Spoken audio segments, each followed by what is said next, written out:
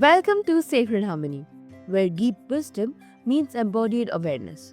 Today, I'm honored to share space with Lelanea Fulton, a transformational coach and unity consciousness guide whose work bridges science, spirituality, and the sacred architecture within us. Together, we were exploring how understanding our internal systems can free us from defining ourselves through others, allowing us to move through life with clarity, grounded presence, and soulful wholeness. Welcome to the show. It's such an honor to have you. Thank you so much. I'm so pleased to be here. I have so much gratitude to have this conversation with you today. So, Lalinia, many people don't realize that outsourcing their sense of self. How does that pattern usually show up in everyday life? So, the outsourcing of the self is such an incredible aspect of our everyday life that we don't even realize that we're doing it. And we do it with our partnership, we do it in our line of work, we do it in family dynamics and relationships. We even do it with our therapists and our coaches. So when we are outsourcing ourselves to others, we're looking for validation and permission to be who we are or to be a version of ourselves that we think we are, which is actually a mask. It's a version of ourselves that we're performing to get the validation, to feel seen, to not feel separate, to feel appreciated. And so we're performing. And, I have, as an example, have had and currently have clients who will come to me in our work and they want me to tell them who they are. Even in the coaching work, which is very much about me supporting you going inward to learn the aspects of you, they will look to me and go, "Well, what do you think? What do you think I should do?" There's a constant outsourcing. And it's in so many aspects, and it starts from childhood. Mm-hmm. Yeah, makes sense. So, when did you first recognize that you were reflecting others instead of embodying yourself? Mhm. Absolutely. So in childhood, when we attune to our parents, we attune to the mother. What we're looking for is for them to validate who we are in our experience. We will look at our mother in a particular situation, say a child falls down, and they look to their mother. And based off of their mother's reaction, does the mother laugh? Does the mother go, "Oh my God, are you okay?" And they make a face. And so the child's response is based off of the mother's response. So, right there, we're learning, we're using our external environment to reflect back our experiences and who we are. And much of internal systems work, which is really deep spiritual work regarding the human experience, is to no longer use your external environment to tell you who you are. Instead, you use your external environment to understand the aspects of yourself internally that you're projecting onto the external environment. Does that make sense? Mm-hmm. Yeah, absolutely. And that awareness is profound. It's like realizing the mirror we have been staring into was never meant to define us, only to guide us back home. It was never meant to define us. And so right now we're in an age that talks about authenticity. And you have so many coaches and therapists and gurus, everyone talking about the authentic self, but no one's talking about how to actually get into the authentic self and why you've been removed from this authentic version of self. And we do recognize that it starts in childhood through your environment, through conditioning. And I like to explain it this way. So you have a vehicle or an avatar, which is the human body. And the human body comes with its own hardware and which we call the brain, the amygdala, we have fascia, we have the nervous system, and all these components are to keep us safe, to protect us. There's some very primal aspects of self that are based for survival, and so that's the vehicle, right? And the vehicle needs to be attuned to. It needs gas and oil and tire changes, and we have to discipline and really support the vehicle to have to navigate this material human experience because we are spiritual beings using the vehicle to have this experience. Then the vehicle also has programming, has its software. And that software starts even as early as conception when we are, uh, God, what's the word I'm looking for? Embryos, right? When we're in the gestation period, when we are within the pregnancy, even our environment affects us, the environment of our mother, the emotions of our mother, because we're tethered to this other being. We're sharing in real time her experiences. And that also dictates very much of our personality, which is the programming. So then after birth, we're in theta brainwave state, which is a hypnotic state up until uh, ages 8, 9, 10. We're in this state. And based off of our environment, we are learning externally who we're supposed to be. How do we get safety? How do we get love? How do we get attunement? And so that's conditioning the personality or the programming. And as Carl Jung's said, that we don't start living our lives until we become to the age of 40, because at 40 we start to let go of the programming or the personality, which is the personal reality of the outdated self. Much up until the 40s, everything we're experiencing is programmed. It's not even really us. So the values, which are the belief systems that are guiding us in the world, in this human material experience, aren't even ours. They're coming from family dynamics, they're coming from environment, pop culture, they're coming from Hollywood, anything and everything that is around us, like a sponge, we're absorbing. And that is telling us who we are in the world. So, what would it look like if you completely let go of the beliefs that you've inherited? What would it look like if your values were truly the innate values that you've came into this world with, that are really truly a part of who you are? That's where we start to move in authenticity.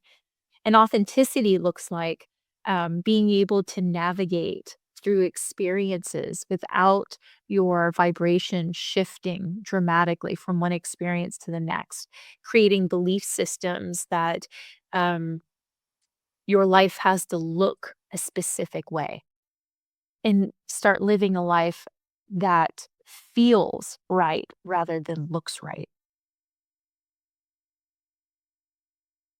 Mm-hmm. Yeah, 100%. And you often talk about navigating from clarity rather than from our wounds. So, how can someone tell which voice inside them is speaking, the wound or the wisdom? That's a very good question. Because we've been so conditioned to outsource ourselves to others to reflect back who we are in this material human experience, the ego has been very confusing for many people. And I would say that's probably one of the most common questions in my transcendental practice with my clients, is trying to understand, well, wait a minute, is that my ego or is that my higher self? And what I can, that's a really good way of offering this. The ego wants to be seen and validated and heard. That's the human experience. And it's really beautiful. The ego is not something that um, we need to let go of, but it is something that we need to discipline. And it will change the human experience insurmountably when you can really become in relationship with the ego. So instead of the ego dictating your experiences, you become privy to the ego and its wounds. So maybe you're working with a wound that looks like scarcity and lack because you grew up in a family of 5 or 6 and it felt like there wasn't enough love to go around, and your mother and your father were both working full time. They didn't have a lot of energy to give every single child. So children would start performing to get attention. They would start learning what their parents like. And then they would start adapting and doing these things because they knew that it would get them the attention that they wanted, which, from a primal aspect, the vehicle, knows this means a better chance of survival when we get more attention from mom or dad. So here you are performing and doing the things that you know that your mom or dad like in order to get additional attention more so than the other siblings. And so that's the ego being conditioned. And that's an adaptive aspect of yourself. You adapted in order to get the attention and the love and the nourishment that you needed as a child. But then it becomes maladaptive in adulthood. You're in partnership and you're overperforming to receive the love and attention from your partner, and your partner starts to feel suffocated and starts to feel overwhelmed, and it doesn't feel like you can ever get enough attention or love, and they're feeling exhausted, and eventually the relationship doesn't work because this adaptive behavior, which is ego based, is now maladaptive. So through doing inner work and through recognizing the wounds that have shown up for you means that through awareness, you get to choose to no longer participate in the wounds. And this is what I meant by outsourcing. So that wound is there, right? And so you're outsourcing it to your partner, trying to get additional attention from your partner to meet the wound of this child who never felt seen. Maybe it was a middle child in a family of 5 and never felt seen, never felt good enough. You know, the eldest child was always the great performer, the great athlete, and got all the attention, and the baby of the family got all the attention. And so now you're living in this wound and you're projecting it onto your family, your partner, and that's not authenticity. But what would it look like if you were actually able to meet that aspect of yourself to be able to meet your own needs? So now you're no longer looking for other people to heal that wound for you. That's when we get to start healing the aspects of self that move us away from authenticity, because now you're becoming whole. You're filling in the wounds and filling in the voids of self. Mm-hmm. Yeah, that's amazing. And do you think our pain still serves as a sacred role in revealing that wisdom? So I feel that that wisdom is within us, but the more that you're merged with the human experience, so the more that you think that the ego is who you are, that's Maya, that's the illusion, right? It's not truth because the ego is the vehicle. It's the hmm, it's the way in which we get to experience the material world. So if you're merging with the ego, and if you think about it, that's where a lot of psychological issues, that's where cluster B personality disorders are, is where we're merging with the ego so much so that it's the only reality that exists, that no other realities exist, and that only our reality is the objective reality, right? And that's where power dynamics and domination wants to come in, is to fill the void of self, the areas that we feel that we lack. And so, yes, I do believe that all of us are equipped with the understanding of self. However, I do believe that the human experience that we're having now, the culture, is more than ever separating us from the spiritual self. Our political system, our education system, family uh, dynamics. No, spirituality is not taught in schools. It's not taught in family. It's not taught in religious centers. Uh, fa- if anything, we're being further separated from our spiritual selves. And Dr. Lisa Miller, who has some amazing peer-reviewed work on the spiritual self, and she has 2 books out. I highly recommend the viewer to explore these, but she has the data and the statistics, that truly support how spirituality and moving deeper into spirituality would create a significantly more aligned lifestyle and healthier lifestyle. And so, as long as we're participating in a society that separates us from our own divinity, our own spiritual selves, then what we do is we merge with the ego because it's the most tangible, accessible aspect of self. And that ego is not truly who you are, it's an illusion. It's a part of the vehicle that's navigating the human material experience. So you get to make a choice. Am I going to anchor into an ego, which is an illusion, or do I get discipline over it so that I can actually go deeper and access the all knowing parts of myself, which is the spiritual self? Yeah, I love that. Seeing pain not as a punishment but as a compass pointing us towards deeper truth. Absolutely. So we live in a world, the material experience is about polarity. It's about the illusion of separation. And so if you can use pain or discomfort and even trauma as a compass that says that reflects its opposite, its polarity. So through heartbreak, I can better understand what love really truly is. Maybe I was in an abusive relationship or a relationship with someone who wanted to participate in love, that their belief of love that for me felt painful and hurtful. So now I get to learn what love really looks like for me, which means that I'm better in alignment with my next partnership who can reflect back to me a version of love that it feels in alignment with me. So, duality and polarity are a part of the human experience, even though fundamentally we live in a non dual, we don't live, but we are non duality, right? So, pain is polarity, and if we can change our perception of what pain is, because suffering is self-inflicted. So we might feel the pain of accidentally shutting our finger into a door, but the pain of the wound is self-inflicted suffering that comes through a belief system.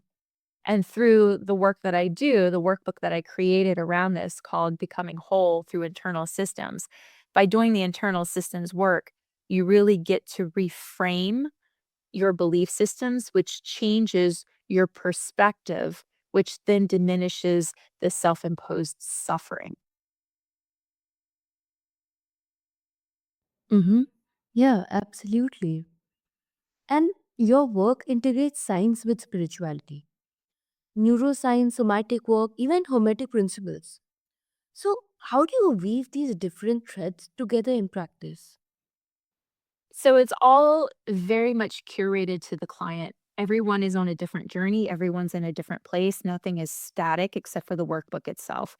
So every client that I work with gets the workbook. And then the workbook is also available to people who are not one on one clients of mine through my school community. So through my school community, you can access the workbooks. There's three parts to it. And then I also host bi-weekly free coaching to those who are not one on one clients who purchase the workbook. And that is also done through the school community. And what that means is as I'm working with and even in that group coaching, it's not static. So how I'm supporting one person is very different than how I'm supporting another.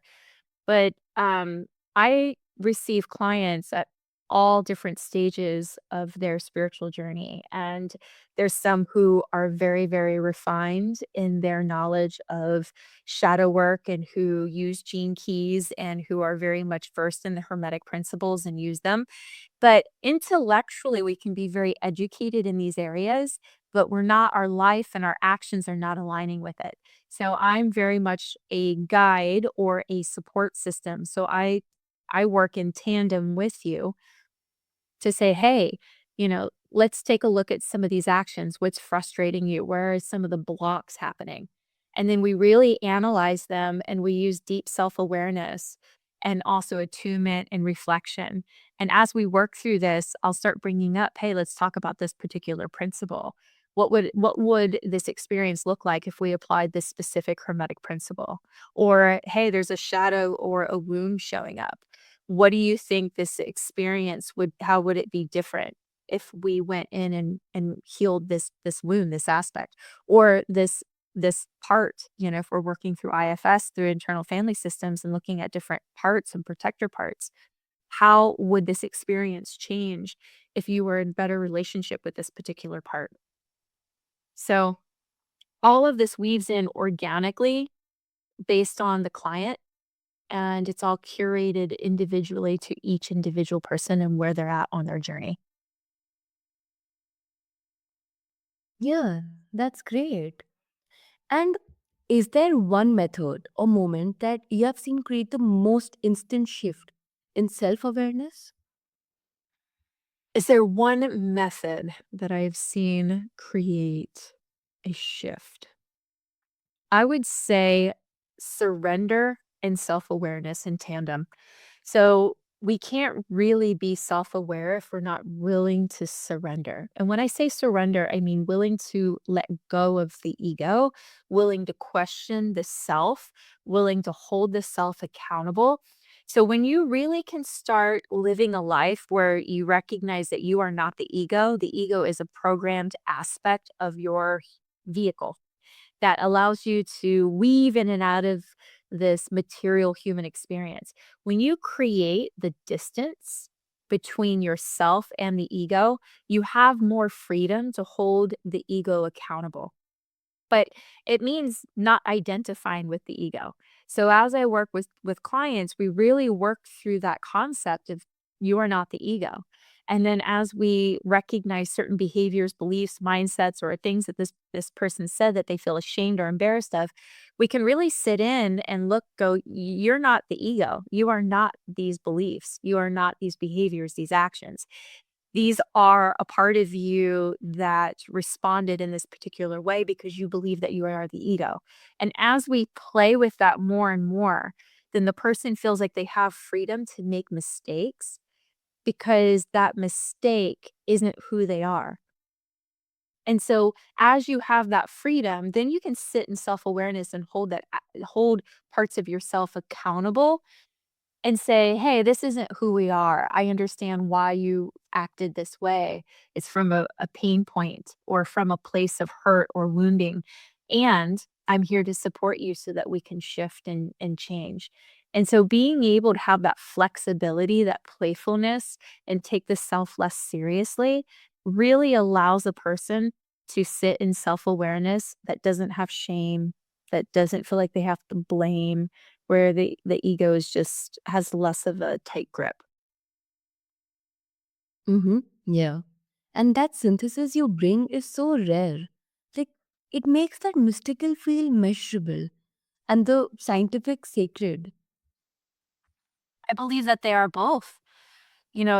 Science is shifting so much so that it's easier to really sit in some of the beautiful mystical knowledge that has come from ancient Eastern traditions. And as we evolve in our understanding of science and quantum physics and quantum mechanics, quantum theory, we're really starting to recognize that consciousness is fundamental.